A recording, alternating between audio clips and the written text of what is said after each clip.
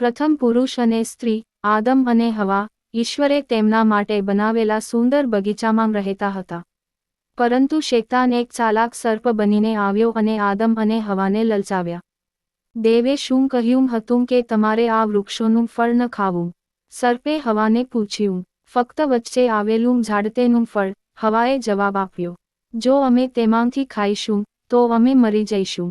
તમે નહમીરો. સર્પે કહ્યું, તમે એ ઝાડ પરથી ના ખાઓ, એવી ઈશ્વરની ઈચ્છાનું એક કારણ છે. જો તમે તેમ કરશો તો તમે તેમના જેવા થશો. તમે એ બધું જ જાણી શકશો જે તે પોતે જાણે છે. હવાએ ફળ ખાધું. તેણે તેની સાથે રહેલા આદમને થોડું કાપ્યું. તેણે પણ ખાધું. અને એ જ વખતે તેઓ એવી વાતો જાણતા થયા જે તેઓ પહેલાં ક્યારેય જાણતા ન હતા. એક વાત તેઓ એ જાણી કે તેઓ નગ્ન હતા. તેઓએ પોતાને ઢાંકવા માટે પાંદડા સીવીને પહેરી લીધા. તેઓને પહેલાં ક્યારેય ડર કે શરમનો અનુભવ થયો ન હતો. તેથી તેઓ જાણતા હતા કે કંઈક ખોટું છે. આદમ, ઈશ્વરે હાંક મારીને બોલાવ્યા.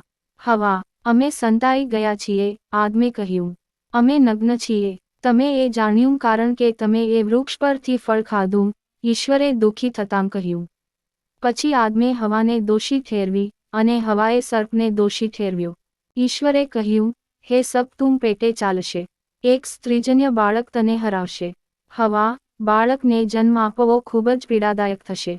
આદમ, અનાજ ઉગાડવું મુશ્કેલ.